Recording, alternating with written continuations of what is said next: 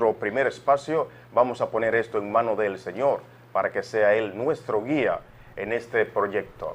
Amante Señor, en esta hermosa mañana te damos gracias y te pedimos, Señor, que nos acompañe en este proyecto, tanto a Manuel Cuevas como a quien les habla Johnny Martínez. Amén. En la cima, con Manuel y Johnny, se transmitirá cada sábado de 10 a 11 de la mañana por Telecontacto, Canal 57, con los licenciados Manuel Cuevas y quien les habla Johnny Martínez. Estaremos llevándole a toda la región del Cibao diferentes segmentos de interés, tales como entrevistas, enfoques jurídicos, temas culturales, reportajes, noticias y comentarios. Manuel Cuevas, aquí a mi izquierda, es licenciado en Derecho, especialista en el área de procesal penal. En la actualidad se desempeña como Procurador Fiscal Adjunto de Santiago.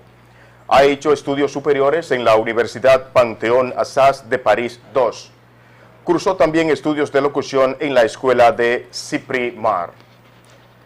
Bien, señores, aquí a mi derecha pues tenemos al licenciado Johnny Martínez, licenciado en Derecho, especialista en legislación de tierras, profesor de inglés por más de 20 años en los diferentes institutos de Santiago.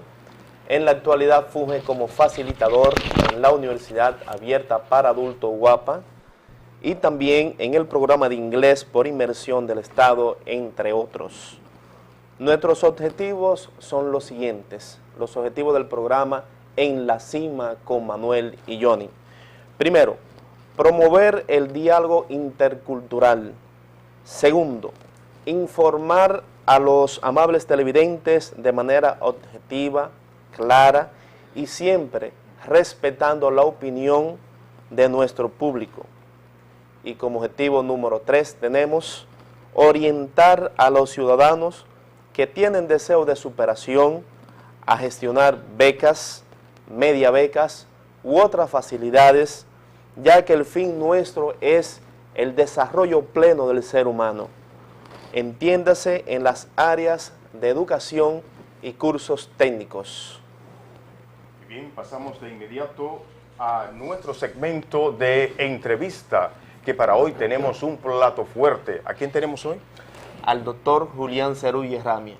Okay. Nos hablará acerca de la Constitución, porque precisamente hoy es el Día de la Constitución de la República Dominicana. Es decir, que vamos a aprender muchas cosas con ese maestro que es el doctor Julián Cerulle.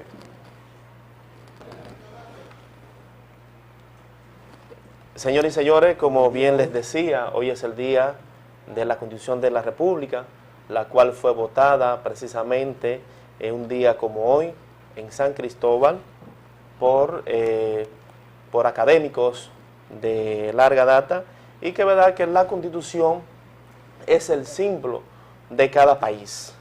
Es como decir, la que nos va a guiar y la que nos va a orientar.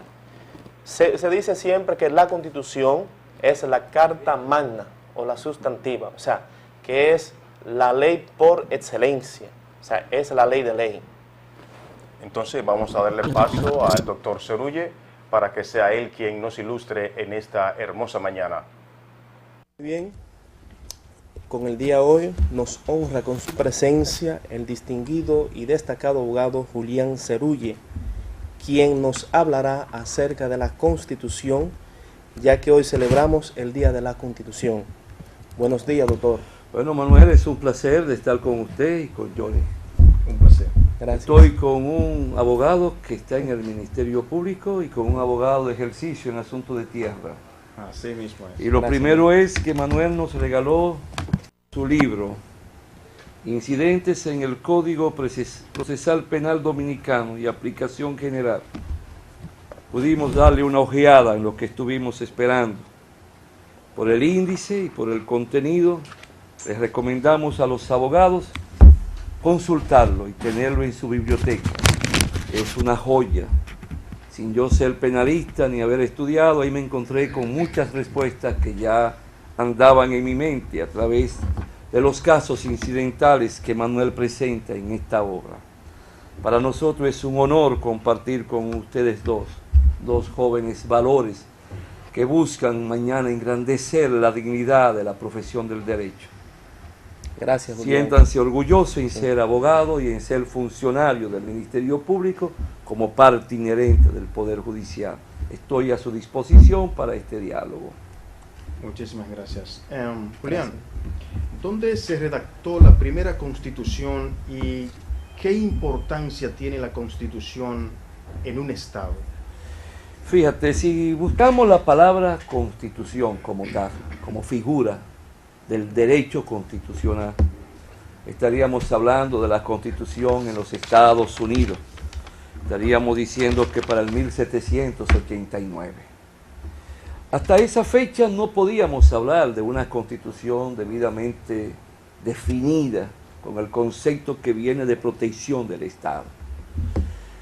El Estado como tal, que es el que da lugar a que surja la Constitución, empezamos a escuchar hablar del Estado ya para el siglo, vamos a decir, de la época de Maquiavelo. Estamos hablando del siglo XVI.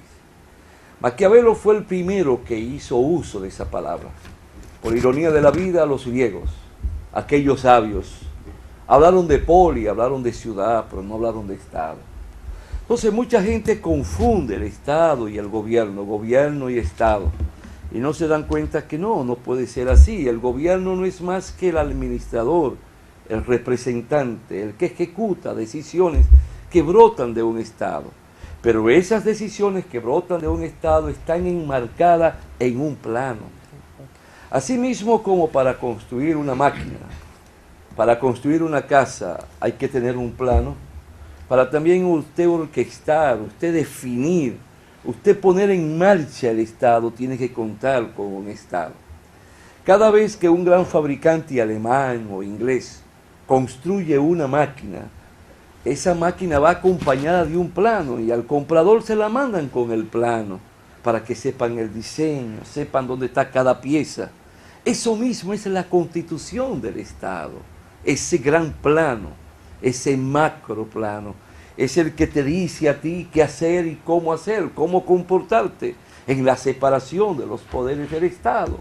Te dice lo que es el poder ejecutivo, su función, sus responsabilidades, hasta dónde llegan o se detienen los poderes del presidente.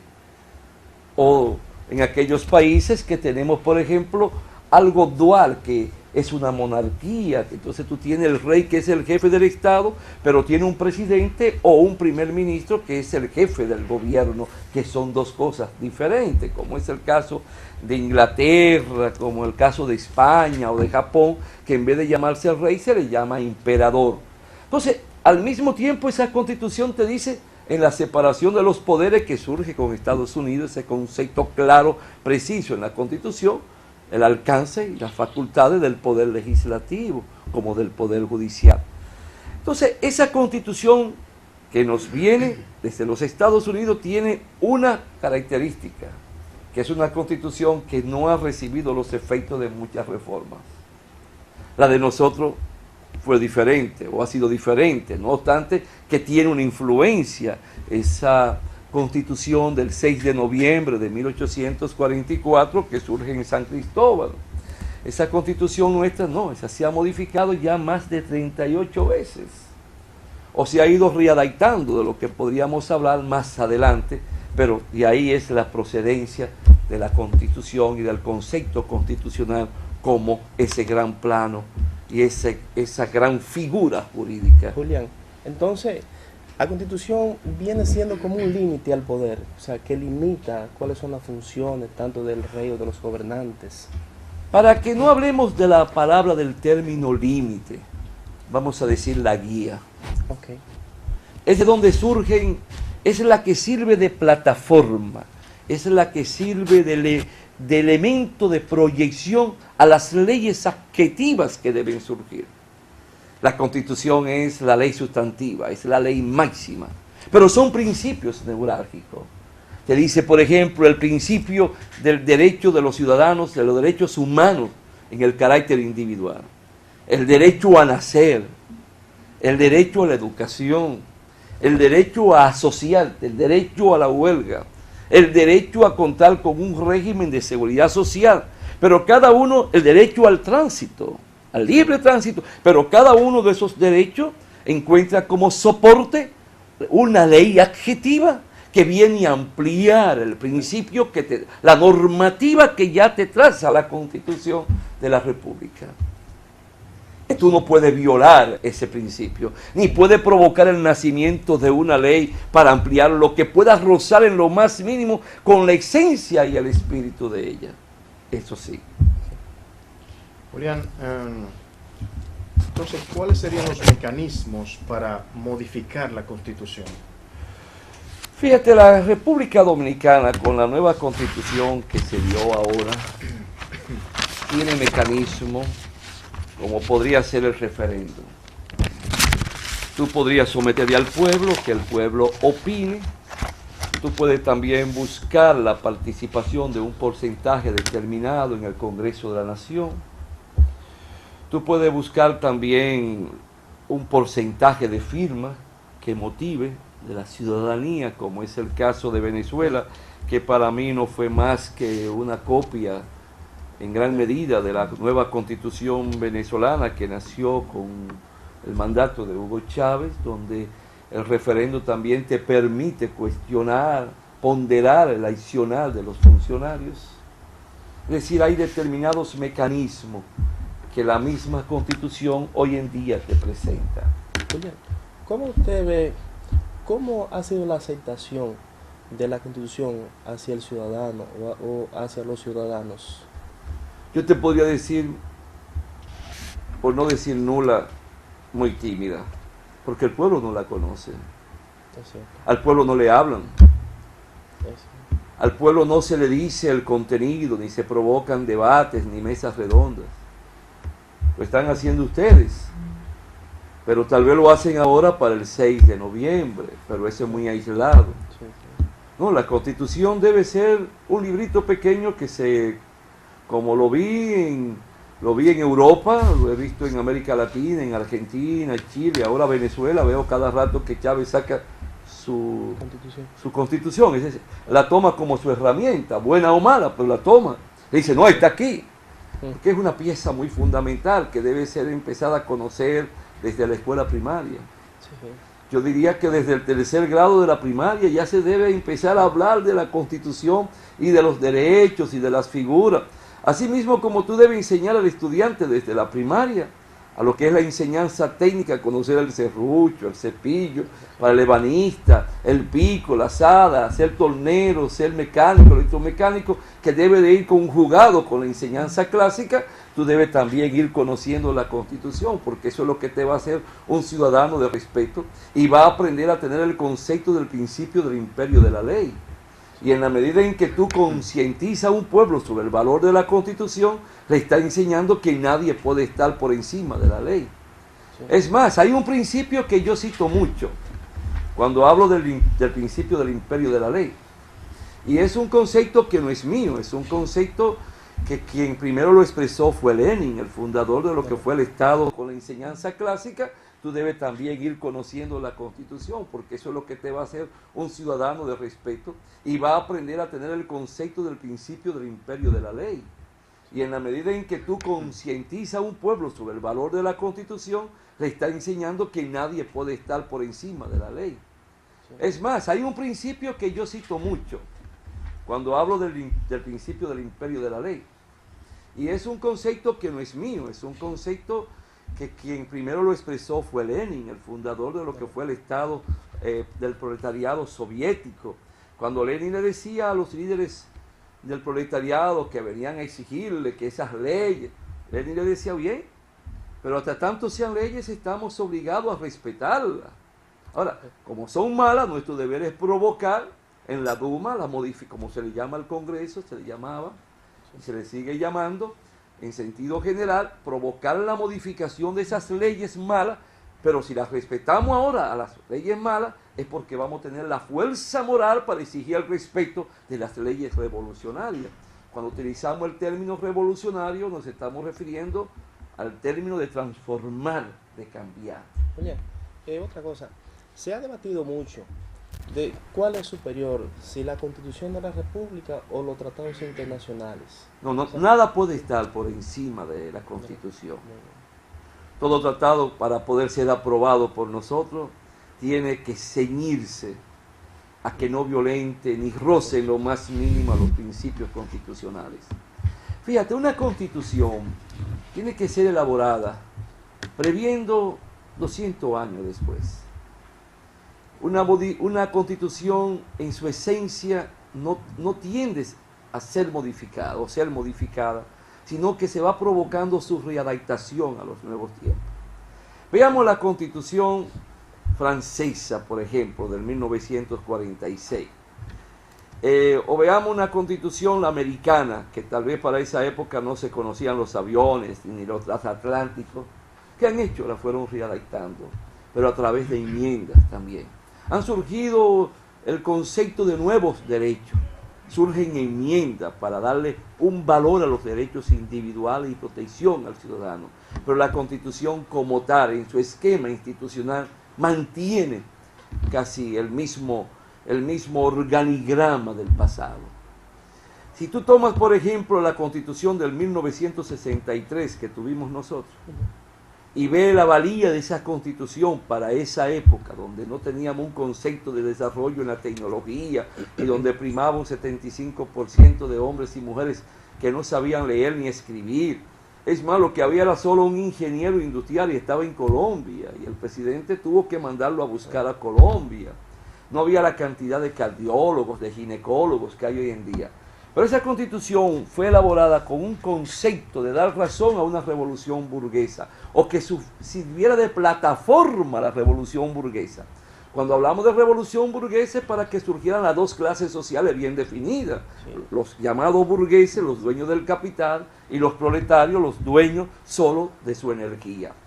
Entonces esa Constitución, si se hubiese tenido un concepto claro del respeto a ella, lo que debió de haber hecho el promotor de la modificación o de la nueva Constitución fue haber provocado una readaptación a los nuevos tiempos de la Constitución del 63, y no hubiesen tenido que gastar todo ese dinero que gastaron, sí, y toda esa palanchería que han utilizado, sí, que hoy se va constituyendo en piezas muertas, porque en la medida en que un pueblo no conoce la literatura, el contenido de su Constitución, es letra muerta. Ahora, ¿cómo puede un pueblo como el nuestro conocer su Constitución cuando hay más de un 16% de hombres y mujeres que no saben leer ni escribir?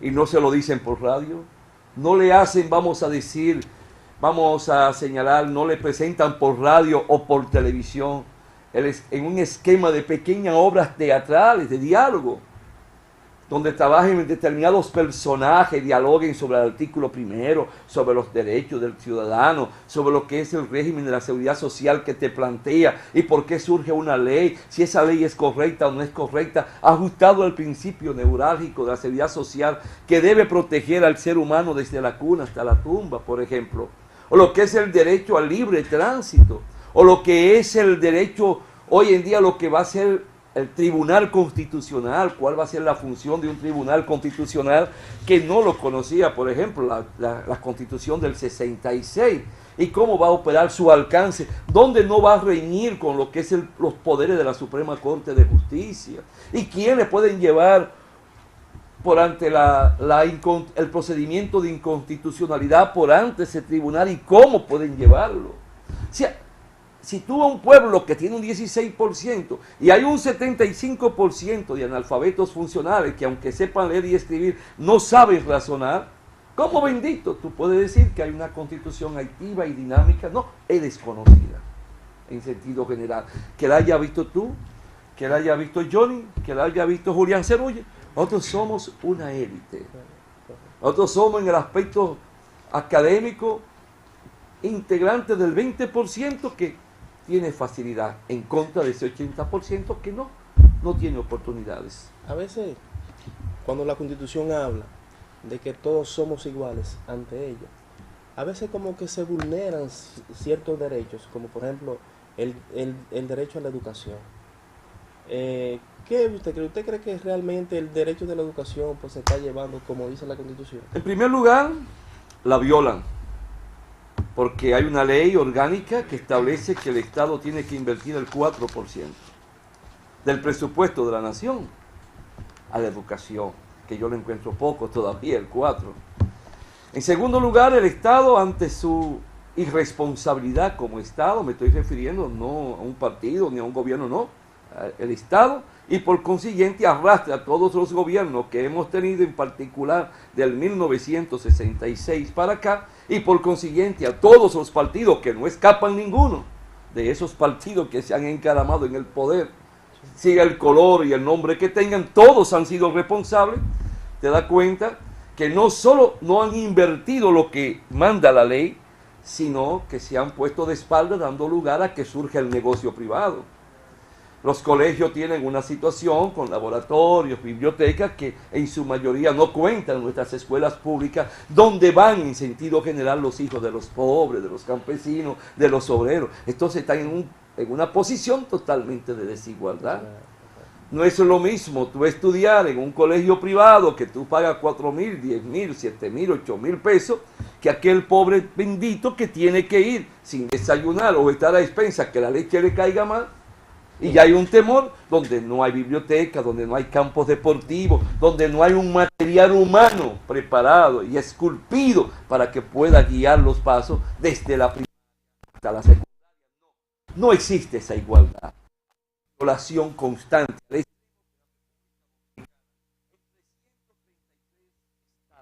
hizo un estudio en forma de encuesta, la República Dominicana pasa, si en muchos casos, si no está en último lugar, está en el penúltimo lugar.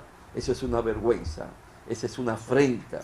Y máxime yo, y perdonen que traiga esto a colación, que es una de las tristezas que impera en mi vida, que el partido que formó el más grande de los educadores de masa de nuestro pueblo, va a cumplir 12 años en el poder, no en forma continua, pero hay con el paso por el poder, y no ha sido capaz de erradicar el analfabetismo en la República Dominicana, cuando en Colombia, a los 3 años de estar Evo Morales en el poder, el país más pobre de América del Sur, pudo dar ese gran salto y lanzar el grito de la liberación del analfabetismo. Lo logró Costa Rica hace años y años, un país más pequeño que nosotros. Lo logró Cuba hace años y años, a los pocos años del inicio de la Revolución Cubana. Lo ha logrado ya Venezuela, lo logró antes de los 4 años de estar Hugo Chávez en el poder. Ya los uruguayos cuentan solo con un punto a lo sumo de analfabetos.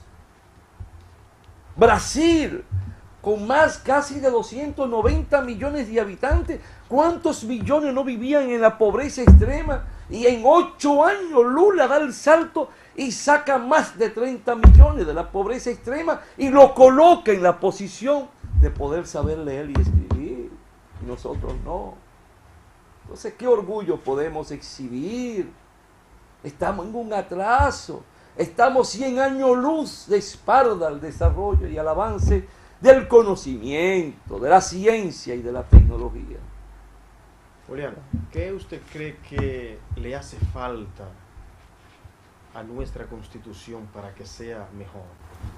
Que sea una constitución elitista, que sea integracionista, que sus derechos que se recogen en ella tengan las leyes y no solo las leyes, que surjan las instituciones que les sirvan de soporte y puedan aplicarlas. Fíjese usted, la Constitución con el carácter social que debe tener, que se recogió el carácter social en nuestra Constitución, creo que a partir del 1952 o de la Constitución del 55, en los albores de la dictadura de Trujillo, ya se habló por primera vez de la Constitución social, ya se recogía ahí el derecho a la sindicalización, el derecho a la seguridad social, el derecho a la educación. Pero entonces tomamos nosotros y le damos ese carácter social, pero tenemos nosotros un auténtico y real sistema de seguridad social. No, lo que hemos provocado una ley 87/01 que da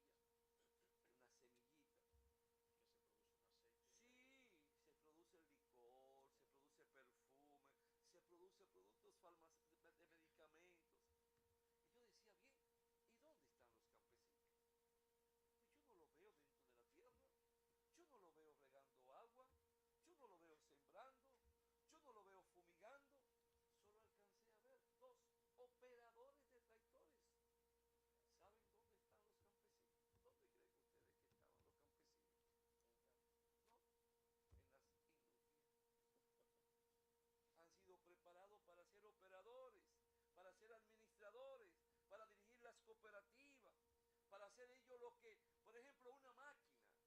Todo, en primer lugar, el arado técnico. Te siembran en forma directa, ya sea a través de avioneta o de una máquina que te va sembrando en forma directa. No te vas a ir tirando, campesino, ni mojándose, no. Y cuando te van a fumigar, también es en forma directa y con toda la protección. Por eso tú no ves casas en las hileras de la carretera. No, son villas, son ciudadelas. Llegando al extremo, Johnny y Manuel, que cuando hay una ciudadela y tú vas en la autoruta, tú te encuentras que hay verjas muy altas. Por ejemplo, hasta ese alto que está aquí. ¿Sabe para qué? Para proteger a los que viven allí del sonido de los vehículos. Eso en toda Europa. Todo también, protegerte. Entonces te buscan utilizar lo menos el pesticida, el insecticida. ¿Para qué? Para proteger aquello que sea orgánico. Entonces, esos campesinos, no, viene por ejemplo, te siembran a ti el maíz. Viene una máquina a determinada altura que ya saben que el maíz, y te la va tirando totalmente, te la va cortando, parejito, todo el maíz va cayendo en una bandeja grande. Y de esa bandeja pasa a otro sitio automáticamente y te va quitando las matas, las hojas y te va tirando el maíz para allá. Y después tiene otra que te va pelando el maíz y te lo va tirando en un recipiente. Y cuando llega ya a la fábrica, ya solamente para transformarlo, ya está desgranado, está todo. El tomate viene y te introduce una pieza como si fuera una hoz, tantos centímetros, decímetros de bajo tierra que lo mide y te va levantando la mata del tomate con todos los tomates de una vez a un recipiente, allí a una bandeja que la va tirando entonces las raíces, las hojas, las ramas a un lado y el tomate al otro, pero al mismo tiempo te va tirando el tomate maduro para un lado y el verde para el otro. ¿Dónde está el campesino? Bajo aire acondicionado, una temperatura normal, pero está preparado para constituirse en ser el transformador de esa materia prima en bienes de riquezas. Eso les permite tener buenos salarios, eso les permite tener su régimen de seguridad social. Se le enfermó el hijo, se enfermó en el hospital. ¿Sabe quién pasa a ser su dueño? ¿Sabe de quién él pasa a ser el patrimonio? Del Estado francés, del Estado alemán, del Estado austríaco. ¿Quién ha dicho que nosotros no podemos dar ese salto? Pero tenemos que educar a los campesinos, tenemos que formarlos. Por ejemplo, oigan esto, Manuel y yo. ¿Cuántos hijos de campesinos han sido formados para enseñarle a curar una vaca? ¿A cuántos hijos de campesinos le han enseñado a cómo partear una vaca? ¿A cuántos hijos de campesino o campesinos le han enseñado cómo cuidar el cuero de la vaca? ¿Qué ese alambre de púa no debe estar? ¿Qué tipo de alambre? Pero ¿a cuántos hijos de campesinos y campesinos le han enseñado a pastorear la vaca y a trasladarla de un sitio a otro? ¿En qué tiempo pueden llevarla en camiones o en qué tiempo deben de llevarla a ella caminando? Vamos a decir. ¿Y a qué hijos de campesinos le han enseñado que del cuero de esa vaca o del chivo podemos hacer correa, podemos hacer cartera para hombres, para mujeres, podemos hacer prendas de vestir allí en fábrica que formen parte de la agroindustria en el mismo campo? Pero ¿a quiénes le han enseñado todo lo derivado que surge de la leche? El dulce, el licor, sirve para medicamentos, sirve para hacer asuntos de miles características, la boruga, el queso. No lo industrializamos, no le ponemos lo que es ese valor agregado. ¿Por qué? Porque no lo hemos enseñado. Hemos provocado la emigración de los campesinos. Lo metimos a un ordeñador de vaca de Dajabón, lo metimos a una zona franca, válgame Dios, a hacer un pantalón, a poner un zipper, a enseñarle cómo se hace el ruedo. Y ahora, que quebraron, ahora que cerraron, ¿dónde están esos campesinos? No han vuelto al campo. Se han metido a motoconchitas, se han metido a esto, se han metido a aquello, pero no fueron enseñados, no fueron preparados para ser mañana trabajadores en la industria de punta. Quedan rezagados al desarrollo de la tecnología. Julián, ¿qué más o menos? ¿Cuáles ventajas usted ve en esta Constitución? Por ejemplo, si hacemos una comparación de esta Constitución y la anterior, vemos como que le da más garantías a los imputados, ¿verdad? A las personas, por ejemplo, el derecho al tránsito libre, porque muchas veces ese tránsito libre se ve coartado muchas veces con las famosas redadas, o a veces un individuo que está parado en una esquina lo detienen para una investigación. Pues fíjate, Manuel, el libre tránsito ha estado en las instituciones desde la época, desde su propio nacimiento. Lo que hay que destacar es que con el andar del tiempo han ido surgiendo leyes adjetivas que le han dado mayor protección al libre tránsito. Ahora, el libre tránsito, ¿cuál es su objetivo primordial del libre tránsito? No es el que yo pueda ir a una fiesta, no es el que yo pueda participar en una reunión. El fundamento esencial del libre tránsito es yo buscar donde poder hacer mi trabajo intelectual o muscular o físico, donde yo pueda moverme con libertad, pero esa es una libertad que queda consumada en la medida que yo pueda hacer realidad mi sueño, como es conseguir trabajo. El libre tránsito tú lo encuentras como una pieza fundamental en los Estados Unidos, lo encuentras en la Unión Europea, no solo en la Constitución de cada